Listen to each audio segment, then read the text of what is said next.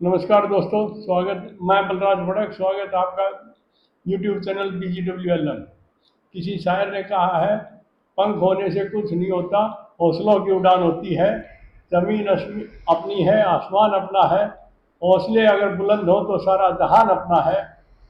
ऐसे ही हौसलों के बुलंद मैं आपको एक ऐसे शख्स से मिलवा रहा हूँ जो हरियाणा के गांव गडौठी से उठ के कनाडा तक का जिन्होंने सफ़र किया है और एक अच्छे समाज सेवक और समाज सुधारक के रूप में इन्होंने अपना नाम कमाया है। और ये कम से कम भी 50 देशों की यात्रा कर चुके हैं। मिलिए श्री हरवीर राठी। नमस्कार सर। नमस्ते जी। Sir, my first encounter with the job, काम का पहला दिन, आपका कैसा अनुभव रहा, कृपया बताएं। मेरा नाम हरवीर सिंह राठी है और मेरा गांव गडौठी है। मैंने बतौर वेटरनरी सर्जन अपना करियर शुरू किया था जी।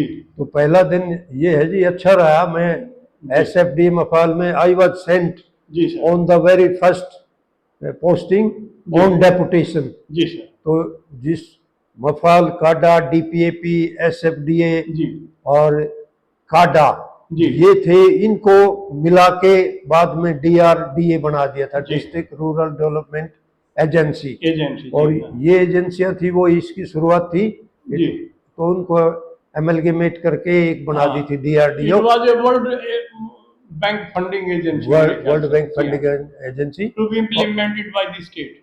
To be implemented by the जी। स्टेट। जी हाँ। और इसका एक IAS इंचार्ज होता था, जी। जिसको आजकल एडिशनल डिप्टी कमिश्नर बोलते हैं। जी सर। और वो ADC डेवलपमेंट भी बोल देते हैं उसको। अच्छा। वो इसका इंचार्ज होता था। तो मैंने अच्छा उसमें सर, पहली पोस्टिंग कहाँ हुई आपकी? मेरी पहली पोस्टिंग रोहतक में ही हुई। अच्छा, होम डिस्ट्रिक्ट में मिल होम गई। डिस्ट्रिक्ट में। अच्छा, कैसा रहा सर पहले दिन आपका? पहला दिन बढ़िया रहा जी। अच्छा। और ये मेरे करियर का शुरुआत थी। जी। और मैंने जाके अपनी ज्वाइनिंग दी। उसके बाद जी। मेरा जो ऑफिस के इंचार्ज थे, ऑफिस हेड कहेंगे, जी। वो एक IAS था, जी। Mister SP Sharma. He was जी। Very honest and very intelligent man. जी। जी। तो उसने मेरे को ज्वाइनिंग देने के बाद जी। एक कहा, भाई एक कैशियर से आप एक एप्लीकेशन लिख लो और जी। कैशियर से 2000 रुपीज लेके जी। ये नंबर ले जाओ जो मेरे अब भी याद है, HR 2637। अच्छा। अभी उसमें डीजल डलवा लेना और अच्छा। आप चले जाओ BDO नाहड़ के पास। अच्छा, पहले दिन ही फील्ड जॉब दे दिया हाँ आपको, जी, वेरी फर्स्ट डे। हाँ जी। अरे वेरी लकी फेलो सर आप। हाँ। हाँ। अच्छा सर, फिर?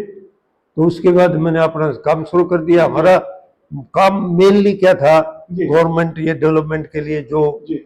हेल्पलेस है, जो बिल्कुल डाउन ट्रोडन है, जी। तो हैव नॉट्स जिनको हम कहेंगे, जी। उनके पास ना अपनी आजीविका का कोई साधन है, ना जी। जमीन है, ना मकान है, ना जी। दुकान है। जी। तो उनको गवर्नमेंट कुछ हेल्प कर रही थी। जी। तो उसमें ऑलमोस्ट 50% सब्सिडी देती थी, जी। जिसमें ये खरीदवाते थे भैंस, जो टब होगी, जी। भेड़ें, 20 भेड़ और जी। एक मेंढे की यूनिट थी। जी। और मुर्गी के भी कुछ फार्म खुलवाए थे, जिसमें 100 1 डे ओल्ड चिक्स देते थे। जी। तो इस तरह की स्कीमें थी। जी। इससे जो गरीब आदमी है वो अपनी जीविका जी हाँ। का चला सके। जी हाँ। तो ऐसा था। अच्छा। अच्छा सर, आपका एजुकेशन तो गांव से ही हुआ होगा, फिर रोहतक से, या कहाँ से किया सर आपने? मेरा एजुकेशन गांव से ही हुआ जी। जी। हमारे गांव में 5वीं तक का स्कूल था। जी। उसके बाद हम गांव पड़ोस के गांव में भगवतीपुर जाते थे। जी हाँ। DAV हाई स्कूल था, विच वाज लेटर और कन्वर्टेड इनटू गवर्नमेंट स्कूल। जी। तो वहां से मैंने 10वीं पास की। अच्छा। उसके बाद मैं HIU में चला गया जी। मैंने कॉलेज ऑफ एग्रीकल्चर में एडमिशन लिया, Haryana agriculture university Haryana agricultural university के हिसार के कंस्टिट्यूएंट कॉलेज ऑफ एग्रीकल्चर, उसमें एडमिशन लिया। जी। फर्स्ट ईयर और 5 ईयर प्रोग्राम। जी। तो ये 5 ईयर अच्छा सर, उस जमाने में भी कॉम्पिटिटिव एग्जाम होता था कि वैसे ही ना, उस टाइम तो जो? वैसे ही जो मेरिट होती थी ना, अच्छा, मेरिट्स के बेसिस पे क्वालिफाइंग मेरिट के बेस पे ही हो जाता था। अच्छा। अच्छा। तो वहाँ 1 साल कंप्लीट करके फिर देन आई जी। Applied for in the college of veterinary sciences. जी हाँ। और फिर मैं उसमें चला गया। अच्छा, वेटरनरी साइंस। वो कितने साल का कोर्स है सर? वो 4 साल का था जी उस टाइम। अच्छा। अब 1 साल की इंटर्नशिप भी जी। ऐड कर दी है। उस जी टाइम हाँ। हमारे टाइम में नहीं था वो। जी हाँ, जी हाँ। अच्छा। अच्छा। तो ये था। तो सर फील्ड में और कहाँ कहाँ रहे सर आप? ये वेटरनरी सर्जन की जो जी। जॉब है, ये ट्रांसफरेबल है। जी। मैं 2 बार 3-3 साल तो इसी में DRDA में रहा। जी हाँ। एक बार तो शुरू की पोस्टिंग थी 28/3/19 77 को मैंने ज्वाइन किया, जी 3 साल में रहा। जी फिर मेरी बदली हो गई थी जुलाना, जी। लजुआना, दमतान साहब। अच्छा। लास्ट मेरी बलम्बा से मैंने बीआरएस ले ली थी। बीआरएस ले लिया सर। तो उसके बाद एक बार बीच में 80 से 83 तक फिर मैं डीआरडीए में, जी उस टाइम तो इसका नाम दूसरे ही थे, उसमें फिर ऑन डेपुटेशन रहा 2 बार, 9 तक अच्छा। रहा। अच्छा सर, कनाडा जाने का आपके दिमाग में कैसे विचार आया सर? कनाडा का तो जाने का ये था जी, जी मैं जब भी देखते थे वह हमारा country is not so developed जी हाँ।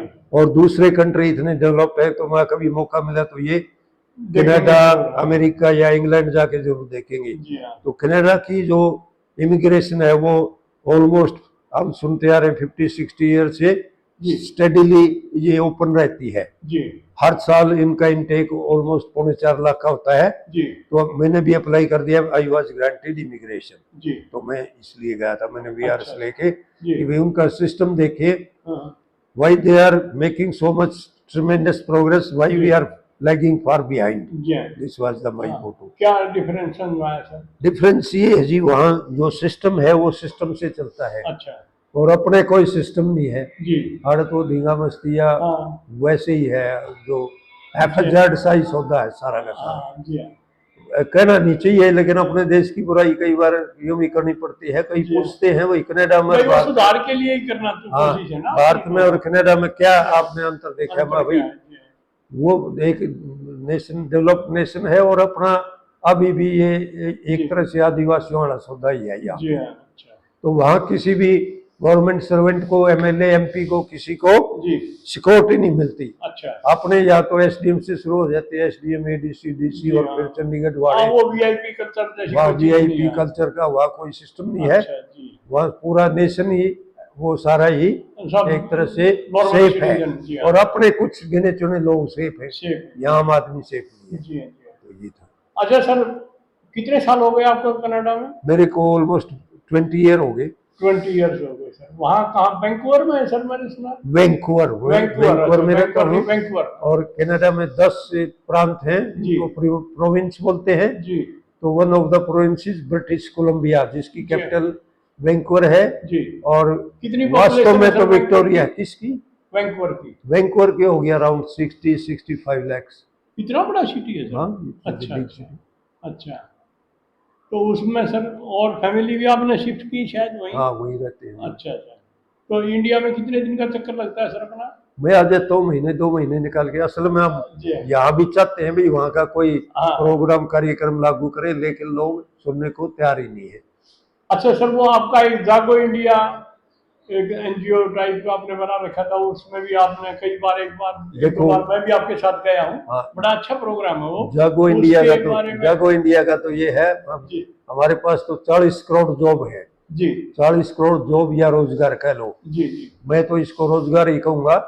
जी वास्तव में क्या होता है, जी। जॉब तो एक पीढ़ी में, अगली पीढ़ी का भरोसा नहीं नहीं है। है, सही। आप प्रोफेसर लगे, भरोसा नहीं, आपके बच्चे भी हाँ, आपके बच्चे को फिर आपसे जीरो से स्टार्ट ज्यादा करना एबल पड़ेगा। होते हुए भी मन वो पोस्ट ना मिले, शायद ना क्योंकि मिले। यहाँ सारा सिस्टम एक तरह से पॉलिटिशियनों ने हाईजैक कर रखा है। जी वो उसके मंत्री के साड़ी और उसके भाई भतीजे और या उसके रखेल के बच्चे, जी। उनका लगना लाजमी है। जी। आम आदमी के बालक रह जाते हैं। जी या ये पार्टी सिस्टम के रहते हैं, मान लो कांग्रेस का राज है तो कांग्रेस वर्कर लगेंगे या वो सिफारिश करेंगे मंत्री को, वो फिर लिस्ट भेजेगा।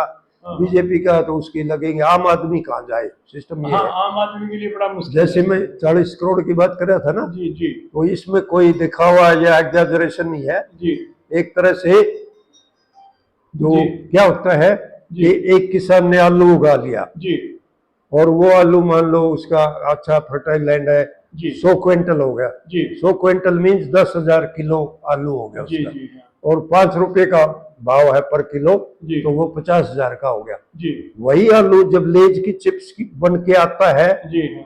तो वो जो है ना, एक 50 ग्राम की थैली वो 20 रुपए में मिलती है। जी सर। 50 ग्राम की थैली का मतलब 1 किलो में 20 थैली बन गई। 20 चली ये पाउच बोलते हैं जिसको, जी हाँ, जी हाँ। लेज की चिप्स की बात कर रहे हैं। जी जी तो वो 20 गुना 20, 400 रुपए की होगी। जी सर। वही 10,000 को 400 से गुना करेंगे तो 40 लाख का हो गया। 40 लाख। कहाँ 50,000 और कहाँ 40 लाख। 40 लाख। तो अगर ये गैप जो है ना, इस देश में आपका कहने का मतलब ये किसान को वैल्यू एडिशन की तरफ जाना चाहिए, वैल्यू एडिशन की तरफ जाना चाहिए और फिनिश्ड गुड बनाना चाहिए। जी। जब तक हम रॉ मटेरियल बेचते रहेंगे जी सर। तो उसकी कोई वैल्यू नहीं कोई मिलेगी, वैल्यू नहीं। और जब फिनिश्ड गुड बनेगा तो तो वो उसका- सारी कमी पूरी हो जाएगी। तो इसको और कैसे किया जाए सर, आपका क्या? इसका करने के लिए जी। मैं ये बताना चाह रहा हूँ, जी everyone can come out of intergenerational poverty. जी। और ये किसान पे जो कर्जा है, और है किसान के 2-2 ढाई एकड़ की जो जमीन है ना, जी। उसमें भी वो लाखों रुपए कमा सकता है। कमा सकते हैं, जी। वो अकेला चिप्स की फैक्ट्री नहीं लगा सकता है। ये जी। तो